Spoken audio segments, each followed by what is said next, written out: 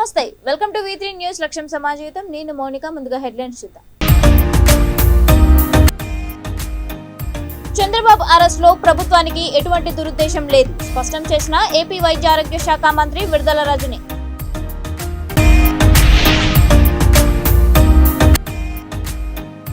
మాజీ సీఎంను అరెస్ట్ చేసేటప్పుడు కనీస నియమ నిబంధనలు పాటించరా ఉత్తరాంధ్ర పట్టభద్రుల ఎమ్మెల్సీ చిరంజీవి ప్రశ్న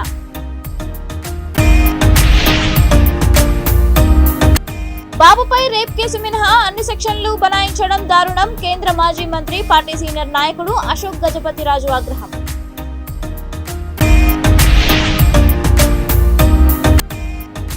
హైదరాబాద్ బీజాపూర్ రహదారిపై చెట్టును ఢీకొన్న కారు 2 ఇంజనీరింగ్ విద్యార్థులు మృతి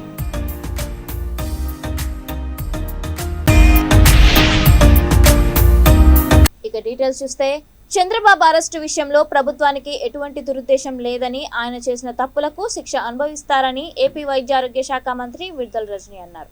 విజయనగరంలో ఆమె మీడియాతో మాట్లాడుతూ స్కిల్ డెవలప్మెంట్ పేరిట పెద్ద స్కామ్ జరిగిందని ఈ కేసులో అరెస్టులు ఇప్పుడే జరగలేదని గుర్తు చేశారు. ఆధారాలు ఉండటం వల్లనే చంద్రబాబుని అరెస్ట్ చేశారని తెలిపారు. చంద్రబాబును పెద్ద ఎత్తున ప్రభుత్వ ధనాన్ని దోచుకున్నారని ఆరోపించారు.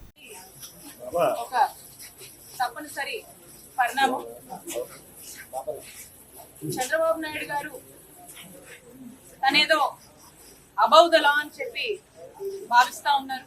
వారి మాటలో తెలుస్తా ఉంది. చట్టం ఎవరికి చుట్టం కాదండి. అందరూ కూడా అకార్డింగ్ టు ద లా మనం అందరం కూడా అబాయిడ్ అయి ఉండాల్సినటువంటి పరిస్థితి. మరి ఎంత దుర్మార్గంగా ఎంత దారుణంగా ప్రభుత్వ ధనాన్ని ఏ విధంగా కూడా దోచుకున్నారు అనే దానికి మన ముందున్నటువంటి స్కిల్ డెవలప్మెంట్ స్కామ్ లో మనకు స్పష్టంగా అర్థమవుతూ ఉంది. మనం చూసినట్టయితే ఈ స్కిల్ డెవలప్మెంట్ స్కామ్ కి సంబంధించి ఇదేదో తొలి అరెస్ట్ కాదు. This is not the first arrest at all. ఇది కానే కాదు. మనం కొంతకాలంగా చూస్తే దీంట్లో ఉన్నటువంటి స్కిల్ డెవలప్మెంట్ కేసులో టీడీపీ నేత చంద్రబాబు నాయుడు అరెస్ట్ చేయడాన్ని ఖండిస్తున్నామని ఉత్తరాంధ్ర పట్టభద్రుల ఎమ్మెల్సీ చిరంజీవి అన్నారు.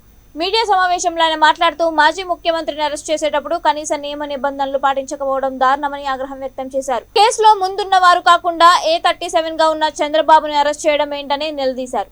గతంలో వైఎస్ రాజశేఖర రెడ్డి హయాంలో బాబుపై అనేక కేసులు పెట్టి నిరూపించలేకపోయారని అన్నారు. బాబుని అరెస్ట్ చేసిన వెంటనే ప్లాన్ ప్రకారం రాష్ట్ర వ్యాప్తంగా టీడీపీ నాయకులను అరెస్ట్ చేశారని ధ్వజమెత్తారు. అనేక రకాల కేసులు పెట్టి నిరూపించాలని ప్రయత్నం చేశారు. కానీ ఆయన 45 సంవత్సరాల రాజకీయ జీవితంలో 14 సంవత్సరాల ముఖ్యమంత్రి జీవితంలో టీడీపీ అధినేత చంద్రబాబు అరెస్ట్ పై కేంద్ర మంత్రి పార్టీ సీనియర్ నాయకుడు అశోక్ గజపతిరాజు తీవ్ర ఆగ్రహం వ్యక్తం చేశారు. తన బంగ్లాలో మీడియాతో మాట్లాడుతూ చంద్రబాబుపై రేప్ కేసు మినహాయించి మిగిలిన అన్ని సెక్షన్లు బనాయించడం దారుణమని అన్నారు. ఎందుకు అరెస్ట్ చేస్తున్నారో అనే సమాధానం కూడా పోలీసులు చెప్పకపోవడం జగన్ రెడ్డి పాలనకు నిదర్శనమని అన్నారు. మాజీ ముఖ్యమంత్రి ప్రతిపక్ష నేతను అరెస్ట్ చేసే తీరు ఇదా జగన్ రెడ్డి అంటూ ప్రశ్నించారు. అయితే లీడర్ ఆఫ్ ఆపోజిషన్ అంటే కొంచెం జాగ్రత్త. అరెస్ట్ చేసే అప్పుడు అట్లీస్ట్ కండిషన్ రీజన్ అయినా చెప్తారు కదా. అది కూడా చెప్పకుండా మేము అరెస్ట్ చేస్తాం, తర్వాత మీ అడ్వకేట్తో చెప్తాం. అంటే నాకు అడ్వకేట్ లేదనుకో, నాకు ఇంకా నేను స్వతంత్ర భారతీయుడు కాదా? మా దగ్గర చాలా మంది కనుక్కుంటున్నారు ఏం చెయ్యాలి, కొంచెం ఆలోచించమన్నారు. ఆలోచించి ఇప్పుడు ప్రజాస్వామ్యాన్ని కాపాడే దానికి మన అందరి ధర్మం, మన నిరసన ప్రజాస్వామిక పద్ధతుల్లో తెలియపరించడం మన అందరి ధర్మం. ఇప్పుడు నాలాంటి మనుషులకి ఎలాగే ఇది అవుతుంది, ఎఫెక్ట్ అవుతుంది. ఈరోజు బార్ అసోసియేషన్ వాళ్ళు మమ్మల్ని అపాయింట్మెంట్ వచ్చారు. టుడే దేనికి అడిగారు అపాయింట్మెంట్? ఇక్కడ కోర్ట్స్ ఇంకో చోట షిఫ్ట్ అవుతుంది, అక్కడ ఏదో రిపేర్ చేస్తున్నారు, కొంచెం ఇది అవుతుంది. మన గతంలో ఒక హాస్టల్ బిల్డింగ్ దగ్గర షిఫ్ట్ చేస్తారన్నారు. అది ఓకే అన్నాం. మనకి ఎందుకంటే అది నిరుపయోగంగా ఉంది. 3 సంవత్సరాల తర్వాత ఆ కోర్సు మళ్ళీ ఇచ్చేస్తే అప్పుడు ఇన్స్టిట్యూషన్ ఏం పెట్టుకోవచ్చు అనేది ఫైనలైజ్ చేసి చేయడానికి. అయితే లాయర్లు భయపడుతున్నారా, దేనికి క్యాన్సిల్ చేశారు నాకైతే అర్థం కాదు. ఈ భయం అనేది ఉండుంటే ఇది పాజిటివ్, ఇది కాదు. ప్రజాస్వామ్యంలో స్వతంత్రాన్ని కాపాడడం అందరు కలదు. ఇప్పుడు నా ఎక్స్పీరియన్సెస్ కూడా ఉన్నాయి. నన్ను ఒకసారి ఓ నోటీస్ వచ్చింది కోర్టు నుంచి. ఏంటని ఆ నోటీసు? రంగారెడ్డి జిల్లా చేవెళ్ల మండలం ఆలూరు స్టేజ్ వద్ద హైదరాబాద్ బీజాపూర్ రహదారిపై కారు చెట్టును ఢీకొంది. ఈ ప్రమాదంలో ప్రదీప్ సోని అనే 2 మృతి చెందగా ఆర్యక్రాంతిలకు తీవ్ర గాయాలయ్యాయి. క్షతగాత్రులను పోలీసులు చేవెళ్ల ప్రభుత్వ ఆసుపత్రికి తరలించారు. అయితే వారి పరిస్థితి విషమంగా ఉండడంతో హైదరాబాద్ తరలించారు. వీరంతా హైదరాబాద్ నుంచి వికారాబాద్ జిల్లా అనంతగిరి గుట్టకు వెళ్లి తిరిగి వస్తుండగా ప్రమాదం చోటు చేసుకుంది.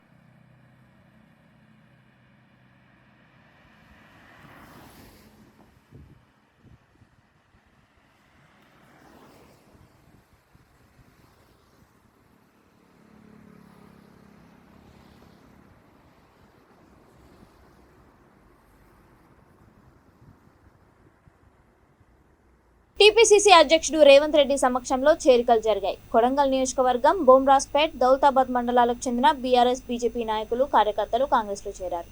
జూబ్లీహిల్స్లోని తన నివాసంలో వారికి రేవంత్ రెడ్డి కండువా కప్పి పార్టీలోకి ఆహ్వానించారు.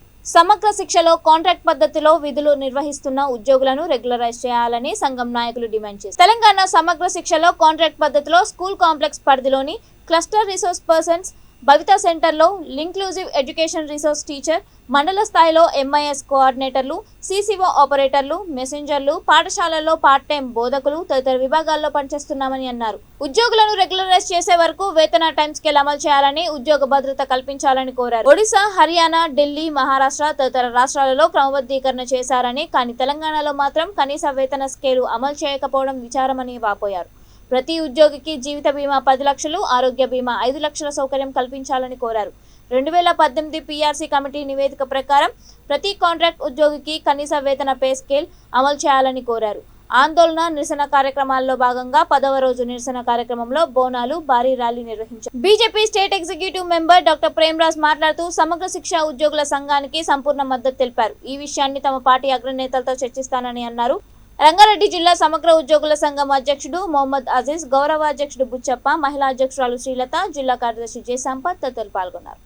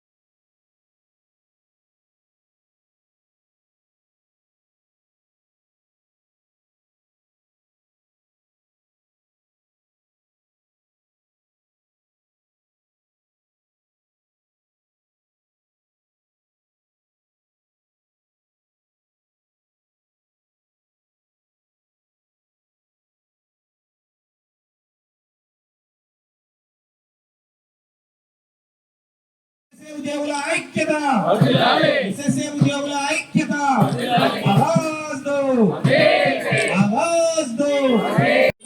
మన తెలంగాణ మనకు వస్తే, నా రాజ్యం నాకు వస్తే, నా తెలంగాణ నాకు వస్తే, నా నీళ్లు నా దగ్గర ఉంటాయి, నాకు ఇచ్చినటువంటి ఇన్ని నిధులు మనం సమకూర్చుకుంటాం. ఆ తర్వాత నియామకాలు, ఉద్యోగాలలో అన్యాయం అయింది. ఇప్పటికి నేను చెప్తున్నా, నేను రంగారెడ్డి జిల్లా బీజేపీ అధ్యక్షుడు 95-96లో.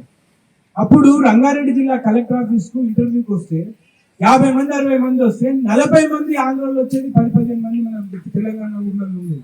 వాళ్ళకి మార్కులు మంచిగా ఉండేది, కానీ సెలక్షన్ తర్వాత రిజల్ట్ చూస్తే మనకు ఉద్యోగాలు రాలేదు. తెలంగాణ సాయుధ పోరాటంలో దొరలకి వ్యతిరేకంగా బాంచన్ దొర నీ కాళ్ళు మొక్కుతా అనే నినాదానికి చర్మగీతం పాడుతూ దొరల గడిలలో గడ్డి మొలిపించిన ఘనచరిత్ర వీరనారి చాకలి ఐలమ్మది అంటూ మేడ్చల్ మల్కాజ్గిరి జిల్లా రజక సంఘం జిల్లా ప్రధాన కార్యదర్శి జ్యోతి ఉపేందర్ అన్నారు. ఉప్పల్ చౌరస్తా అంబేద్కర్ విగ్రహం దగ్గర వీర తెలంగాణ రైతాంగ సాయుధ పోరాట యోధురాలు చిట్యాల ఐలమ్మ 38వ వర్ధంతి వేడుకలు నిర్వహించారు. ఈ సందర్భంగా ఆయన మాట్లాడుతూ, నేడు బంగారు తెలంగాణ అని చెప్పుకునే కేసీఆర్ పాలనలో రజకులకు న్యాయం జరగడం లేదని మండిపడ్డారు. ఐలమ్మ జయంతి నాటికల్లా ట్యాంక్ బండ్ పై ఈమె విగ్రహాన్ని ప్రతిష్ఠించాలని, 50 ఏళ్లు దాటిన ప్రతి రజకునికి పెన్షన్ మంజూరు చేయాలని డిమాండ్ చేశారు. ఈ కార్యక్రమంలో సంఘం జిల్లా కోశాధికారి సట్టు రవి, జిల్లా సహాయ కార్యదర్శి పెద్దాపురం భాస్కర్, జిల్లా కమిటీ నాయకులు కె వెంకటేశ్వరరావు, సర్దార్ అశోక్, రమేష్ తదితరులు పాల్గొన్నారు.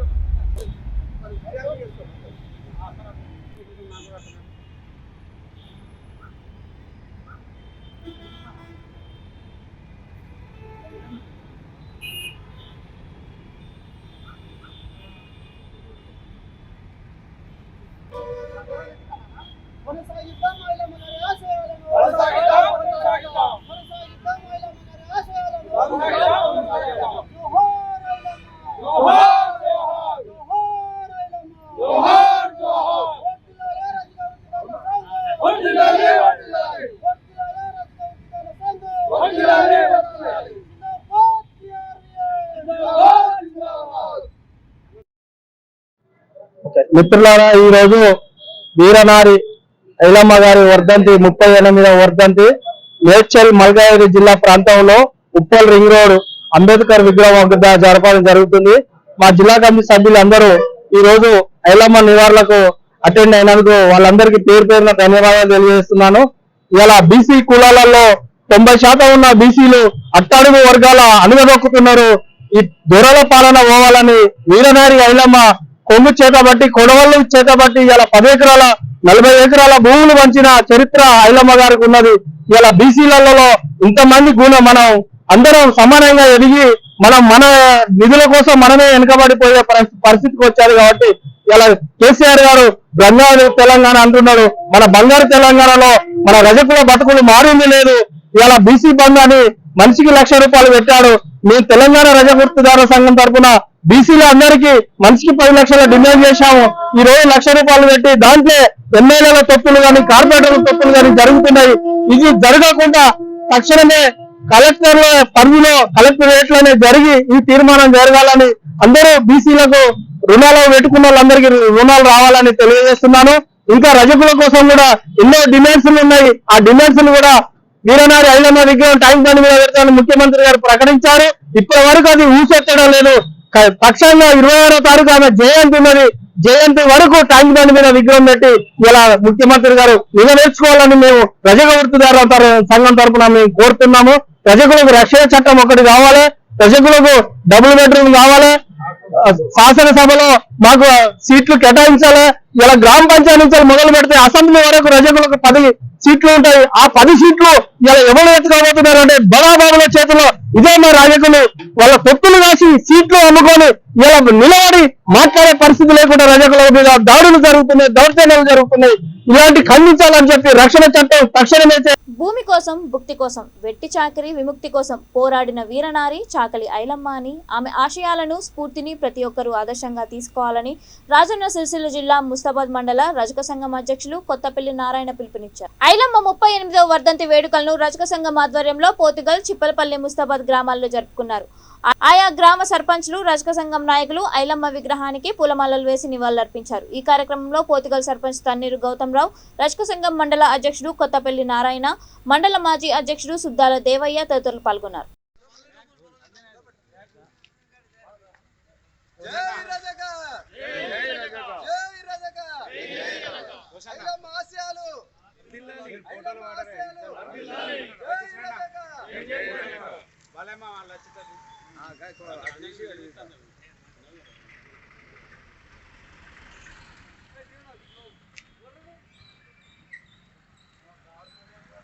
అన్న ఈ టైం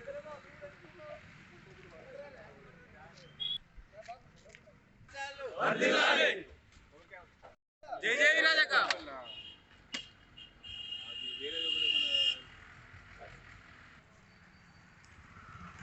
దగ్గరికి రారి ఉన్నోళ్ళకి దగ్గరికి ఉండు.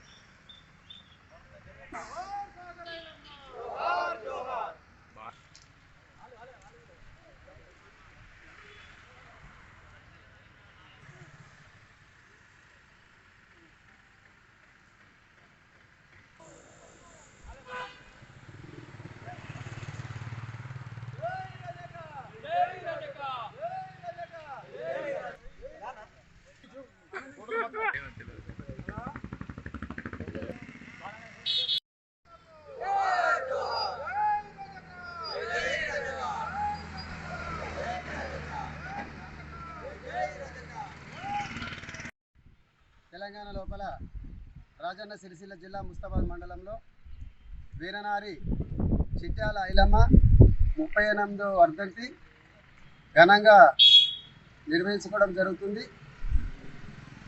మరి వరంగల్ జిల్లాలో రజక కులంలో పుట్టిన ఆడబిడ్డ వీరనారి చిట్యాల ఐలమ్మ తెలంగాణ ప్రభుత్వం వచ్చిన నుండి ఎంతో త్యాగమూర్తులు వెలికి తీయబడింది.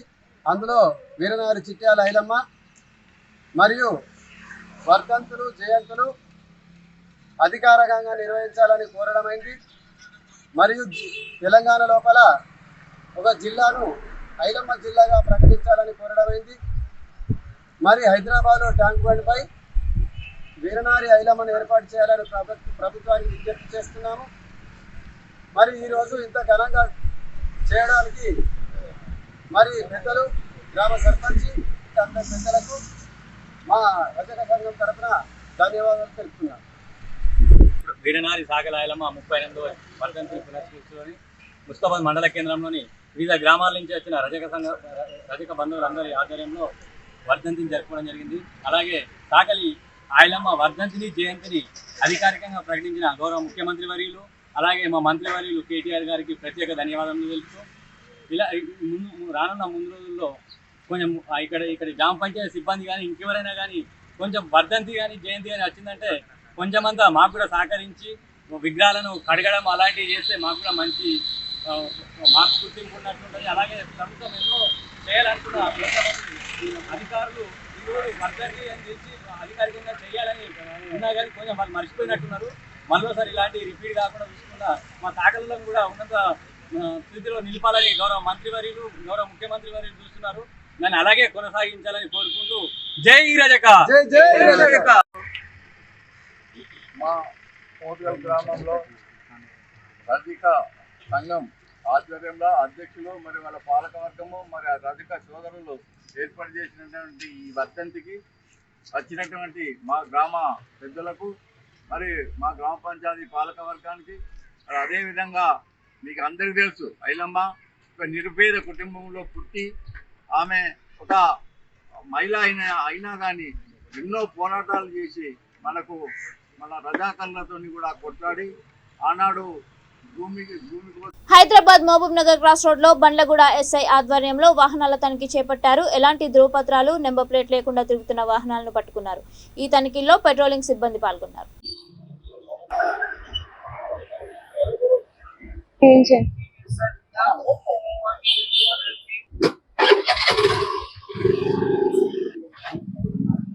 దిగండి, కిందకి దిగండి, చూపించండి ఆర్సీ లైసెన్స్.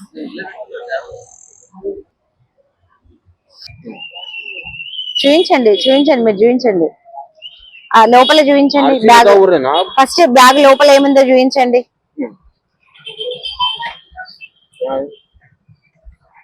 ఆర్సీ ఇవ్వండి, ఆర్సీ లైసెన్స్ ఇవ్వండి. బండి నెంబర్ आपका नाम? मेरा नाम सैयद मकबूल है। अनवर खान कौन? सेठ है गाड़ी की। लाइसेंस बताओ।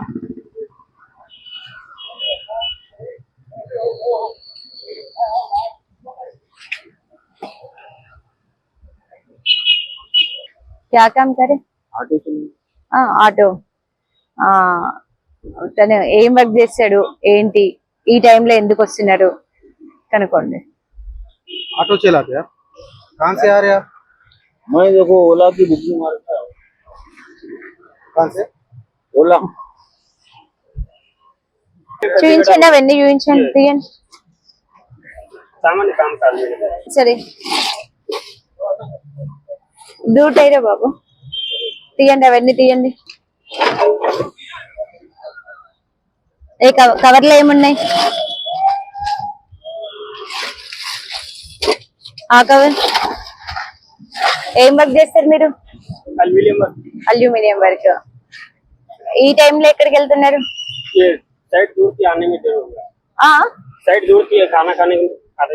వీళ్ళంతా ఎవరు? ఎక్కడ వర్క్ చేస్తారు? మీ ఓనర్ ఎవరు? ఓనర్ कौन है? आपका नाम?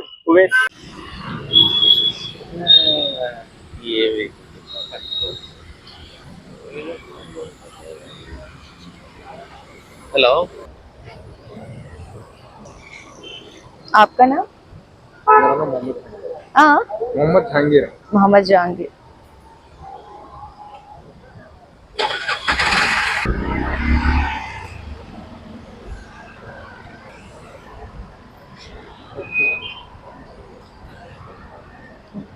హెల్మెట్ పెట్టుకోలేదండి. హెల్మెట్ మీరు ఎక్కడికి వెళ్ళినా, వర్క్కి వెళ్ళినా, ఏది ఉన్నా కానీ హెల్మెట్ కంపల్సరీ కదా. హెల్మెట్ ఇంపార్టెన్స్ మీకు తెలుసు కదా, ఐడియా ఉంటుంటది. హెల్మెట్ పెట్టుకోవడం వల్ల ఎంత యూజెస్ ఉంటది మీకు ఐడియా ఉంటుంటది. गिर गए तो भी मारा नहीं लगते। हेलमेट तो कंपलसरी है ना भाई, जरूरी है ना हेलमेट।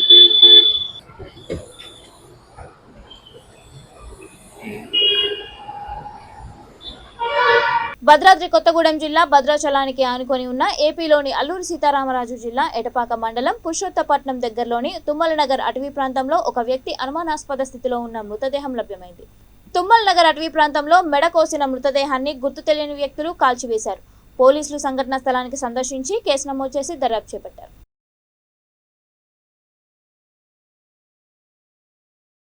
ముగించే ముందు హెడ్లైన్స్ మరొకసారి. చంద్రబాబు అరెస్ట్ లో ప్రభుత్వానికి ఎటువంటి దురుద్దేశం లేదు, స్పష్టం చేసిన ఏపీ వైద్య ఆరోగ్య శాఖ మంత్రి విడుదల రజని.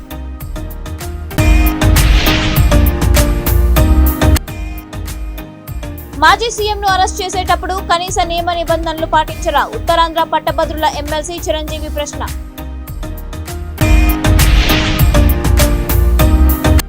బాబుపై రేప్ కేసు మినహా అన్ని సెక్షన్లు బనాయించడం దారుణం. కేంద్ర మాజీ మంత్రి, పార్టీ సీనియర్ నాయకుడు అశోక్ గజపతిరాజు ఆగ్రహం.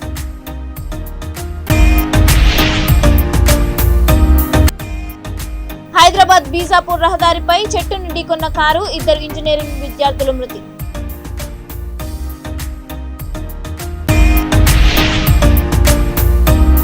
ఇవి ఇప్పటి వరకు ఉన్న అప్డేట్స్. మరిన్ని అప్డేట్స్ కోసం చూస్తూనే ఉండండి V3 న్యూస్. లక్ష్యం సమాజం.